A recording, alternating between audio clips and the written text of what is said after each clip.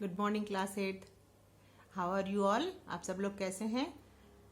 आशा करती हूँ आप लोग सब कोरोना की गाइडलाइंस फॉलो कर रहे होंगे और भीड़ भाड़ वाली जगहों पर जब भी आप जाएं तो आप मास्क लगाएं और जब भी आप कहीं किसी चीज़ को छूते हैं बाहर तो अपने हाथ को साबुन से ज़रूर धोएं।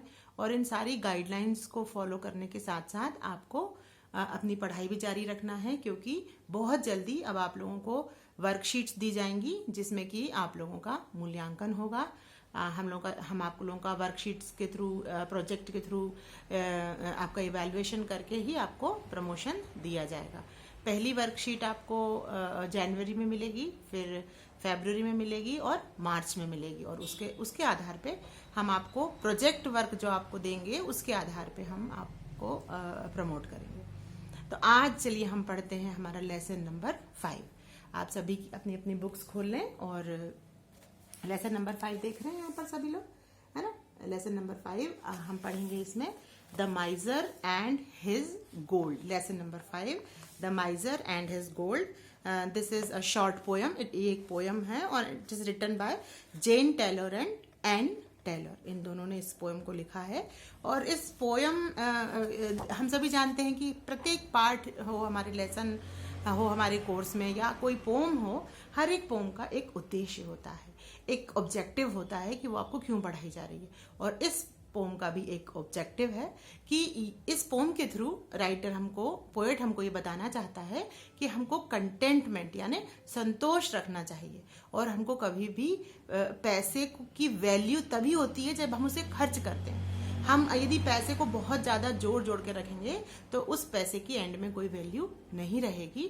और वो जैसा कि इस पोएम में होता है उस माइजर के साथ, वैसा ही हमारे साथ भी कभी हो सकता है।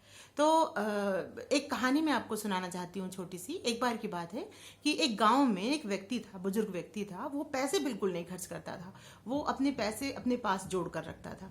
गांव वालों ने सोचा कि हम सब लोग गंगा नदी जा रहे हैं, नहाने जा रहे हैं, तो क्यों ना इसको भी ले चलें।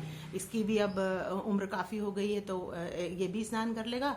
और उससे जब किराया मांगा जाता है बस का तो वो मना कर देता है कि मैं पैसा तो एक भी खर्च नहीं करूंगा, मैं भले नीचे बैठ के चला जाऊंगा बस में।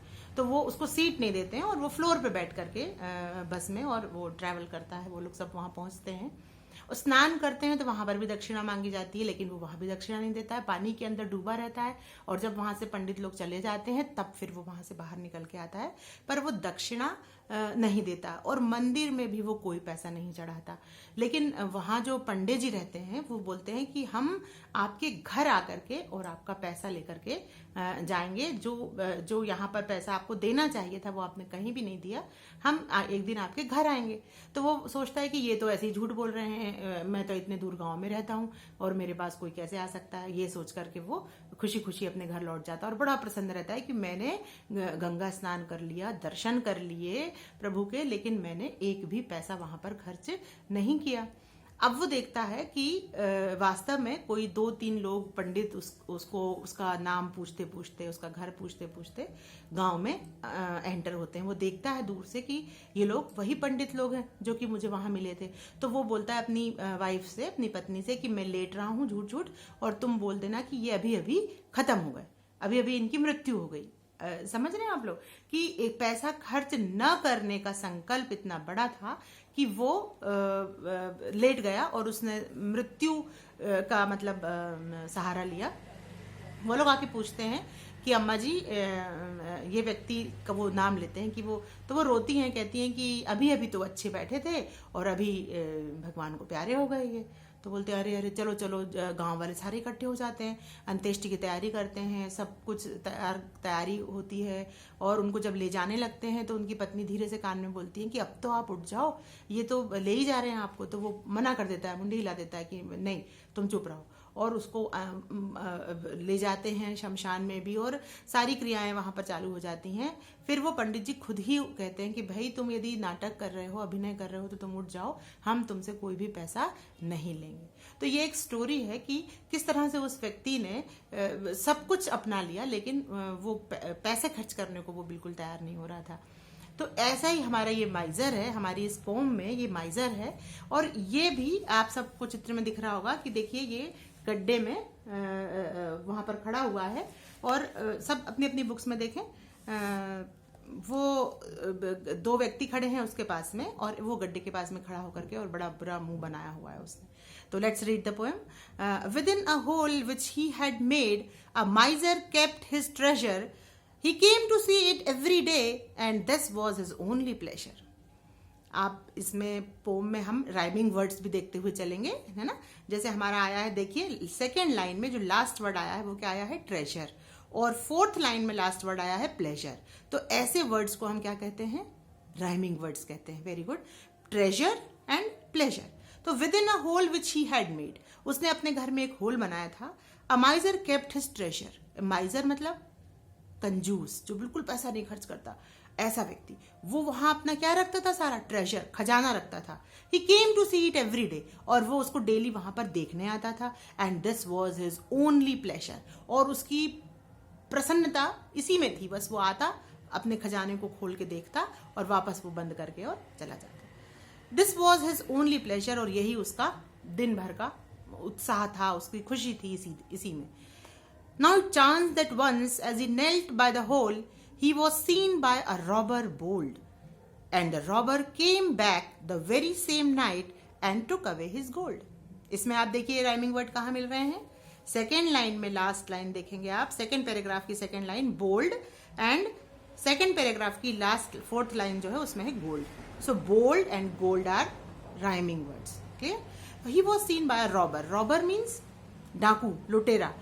अचानक से ऐसा हुआ एक दिन कि जब वो अपना ट्रेजर खोल के देख रहा था तो he was seen by a robber bold, एक बहुत ही बोल्ड एक रॉबर ने उसको देखा। He was seen by a robber bold and the robber came back the very same night, और उसी रात्रि को वो रॉबर वापस आता है and took away his gold, और वो उसके गोल्ड को वापस ले जाता है। फिर देखिए क्या होगा, when the old man found that his treasure was gone, he made such a terrible clatter that the neighbors all came running up to ask what was the matter.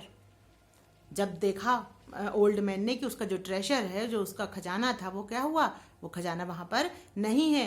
He made such A terrible clatter, और उसने इतनी जोर से विलाप करना शुरू किया और बहुत ही दुखी होकर के वो ऐसा बोलने लगा कि सारे लोग, नेबर्स मतलब पड़ोसी, सभी पड़ोसी जो हैं वो दौड़ करके आए, running up to ask what was the matter, और पूछने लगे कि भाई क्या बात है, तुम इतनी जोर जोर से क्यों रो रहे हो। To ask what was the matter, matter means क्या मामला है, क्या बात है, ओके, वो साइंस वाला मैटर नहीं है ये। Last night he said a robber took my gold and away he ran with it, और उसने बताया कि पिछली रात को एक रॉबर आया, लुटेरा आया, और वो मेरा गोल्ड लेकर के सारा चला गया।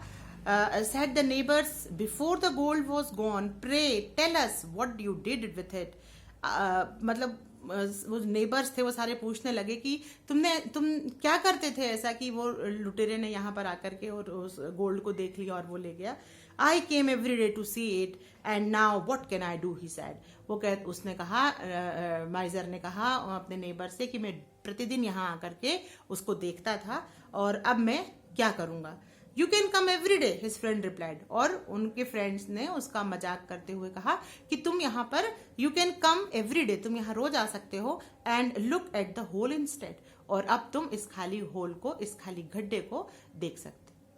तो ये पूरी घटना जो थी वो माइजर के साथ हुई, और ऐसा हमें कभी भी नहीं करना चाहिए, बिकॉज देखिए लिखा है एंड में, लेसन के एंड में देखिए आप लिखा है, contentment is more than a kingdom. Contentment means संतुष्टि, आत्म संतुष्टि जो है व्यक्ति के पास वो इतनी होनी चाहिए कि उसको एक बहुत बड़े राज्य से ज्यादा उसकी मतलब एक राज्य के तुलना में कंटेंटमेंट की ज्यादा वैल्यू होती है, संतोष की ज्यादा वैल्यू होती है कि जो हमारे पास प्राप्त है उसी को हमें पर्याप्त समझना चाहिए, उसी को सफिशिएंट समझना चाहिए।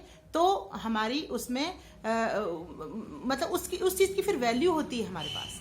और यदि हम हमारे पास है और हम हमेशा यही बोलते रहते हैं हमारे पास कुछ नहीं है, और हम उसको हमेशा छुपा करके रखते हैं, उस सोने को, उस ट्रेजर को, उस पैसे को, तो ऐसे लोगों के साथ फिर इस तरह की वारदातें भी हो जाती हैं। और कहते हैं कि कंजूस जो लोग रहते हैं उनका जो धन है वो बाद में, उनके मरने के बाद ही यूज होता है, वो जीते जी अपने धन को यूज नहीं होने देते हैं। तो it was a very nice poem, you all should read it, और आप इसके राइमिंग वर्ड्स निकाल के जरूर रखिएगा, ठीक है।